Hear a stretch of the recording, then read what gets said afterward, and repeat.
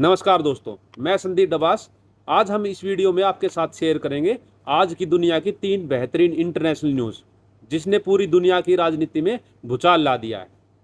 Poland और Russia के बीच लगातार बढ़ता जा रहा है टकराव, और इस तनाव की आखिर क्या है वजह, वो हम आज इस वीडियो में विस्तार से बात करेंगे। इसके साथ साथ नेपाल में जो अभी करंट सिचुएशन है, कौन यहाँ का नया प्रधानमंत्री बनने जा रहा है, और भारत की आखिर क्या प्रतिक्रिया आ रही है इसके ऊपर, क्या ये भारत के लिए फ़ायदेमंद है या फिर भारत के लिए फ़ायदेमंद नहीं है, उसके बारे में भी हम बात करेंगे। और जो तीसरा महत्वपूर्ण मुद्दा होगा आज का, वो है हमारा इजराइल ने जो अटैक किया था कतर में, उसके ऊपर अब पूरी दुनिया क्या अपनी प्रतिक्रिया दे रही है, तो उसके बारे में भी हम आज हमारे इस वीडियो में विस्तारपूर्वक बात करेंगे। तो चलिए दोस्तों, शुरू करते हैं आज हमारा टॉपिक। स्वागत है आपका हमारे यूट्यूब चैनल भारत से वर्ल्ड तक में। चलिए अब हम बात करते हैं कि किस तरह से रशिया के ड्रोन ने पोलैंड की सीमा के अंदर घुसपैठ की है। पहले हम बात करते हैं टाइम फ्रेम की। जो टाइम था वो था 9 से 10 दिसंबर की रात 11:30 से सुबह 7 बजे के बीच।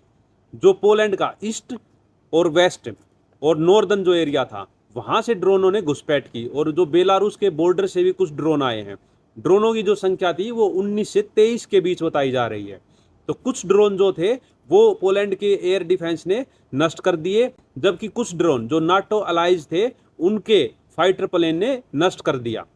इसके साथ साथ जो पोलैंड के प्रधानमंत्री हैं डोनाल्ड टस्क, उन्होंने इसे लार्ज स्केल प्रोवोकेशन करार दिया गया है कि हमारी सीमा के अंदर जो ये घुसपैठ की गई है ये कतई बर्दाश्त नहीं की जाएगी और हम इसके ऊपर उचित कार्रवाई करेंगे।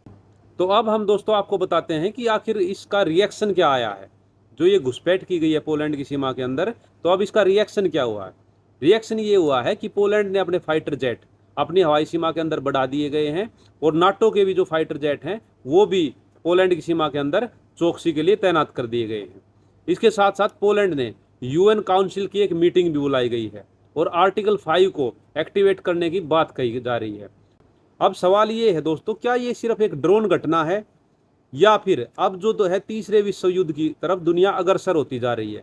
क्योंकि पहले ही अमेरिका और रशिया के बीच इतना विवाद है, इंडिया, चाइना और रशिया अब इकट्ठे होते जा रहे हैं। इसके साथ साथ इस घटना के बाद जो यूरोप है, पूरा यूरोप भी एक साथ होता हुआ नजर आ रहा है, और रशिया के खिलाफ वो सभी उठ खड़े हुए हैं। तो चलिए अब जानते हैं कि रशिया की क्या प्रतिक्रिया आई है इसके ऊपर। रशिया ने कहा है कि हमारा कोई भी मकसद नहीं था पोलैंड के ऊपर अटैक करने का, और उन्होंने साफ शब्दों में ये बात कही है कि ये अनइंटेंशनल ड्रिफ्ट हो गए हैं। यानी कि उन्होंने कहा है कि ये गलती से उनकी सीमा में चले गए हैं, नेविगेशन एरर की वजह से। हमारा टारगेट कहीं और था, लेकिन ये नेविगेशन एरर की वजह से पोलैंड की सीमा के अंदर हमारे ड्रोन चले गए हैं। तो रशिया ने बिल्कुल साफ मना कर दिया है कि हमारी ओर से कोई इंटेंस नहीं था कि हम पोलैंड के ऊपर अटैक करने जा रहे हैं। अब हम बात करते हैं दूसरी बड़ी खबर की। जी हाँ, इजराइल ने जो हमला किया दोहा कतर हमास के वरिष्ठ अधिकारियों के ऊपर, जब एक शांति वार्ता को अंजाम दिया जा रहा था कतर और हमास के वरिष्ठ अधिकारियों के बीच। इस हमले के बाद हमास ने यह प्रतिक्रिया दी है कि उसका शीर्ष नेतृत्व बच गया है, लेकिन यह हमला बड़ा गंभीर था और बड़ा भयानक था। इस हमले के अंदर कतर के कुछ सुरक्षा अधिकारी मारे गए हैं, और इस हमले को हमास ने जो है एक आतंकवादी देश के द्वारा किया गया हमला बताया गया है। कतर ने भी इस हमले की भरपूर आलोचना की है, क्योंकि ये हमला उस टाइम पे हुआ है जब दोनों के बीच एक शांति समझौते को लेकर बात हो रही थी।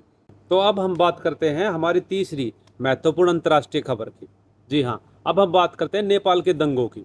अब नेपाल में क्या असर हुआ है इनका। जी हाँ, तो नेपाल के प्रधानमंत्री, जैसा कि आप सभी जानते हैं, ओली ने अपने पद से इस्तीफा दे दिया है। अब उनकी जगह पे जो बालेन शाह, अब वो उनके नए प्रधानमंत्री बनते हुए नजर आ रहे हैं। हालांकि अभी स्थायित्व सरकार मुश्किल दिख रही है नेपाल के अंदर। भारत के राजदूत जो है लगातार नेपाल से संपर्क में है, और जितनी उनकी न्यूज एजेंसी हैं उनसे भी भारत अपना संपर्क बनाए हुए है, क्योंकि नेपाल भारत के लिए एक बहुत अहम देश है और बहुत महत्वपूर्ण रोल अदा करता है। तो इस वजह से भारत भी ये चाहता है कि जल्दी से जल्दी नेपाल के अंदर एक स्थायी सरकार बनाई जाए, और इसके अंदर भारत अपना पूरा सहयोग करने के लिए तैयार है। नेपाल के दंगों की 2 बड़ी भयानक तस्वीरें सामने आ रही हैं। पहली तो जो नेपाल के वित्त मंत्री हैं, उनको जिस तरह से पानी में ले जाया गया, और उस बेचारे ने अपनी जान बचाने के लिए किस तरह पानी के अंदर कूदा, लेकिन फिर भी पब्लिक ने उसको नहीं छोड़ा, और उसके साथ कैसे मारपीट की जा रही है वो आप इस इमेज के अंदर अच्छे से देख सकते हैं। और उसके ऊपर क्या बीत रही होगी उस टाइम अपनी जान बचाने के लिए, कैसे वो पब्लिक से भाग रहा है। तो ये एक दंगे की एक खौफनाक तस्वीर होती है जो आप सभी के सामने है।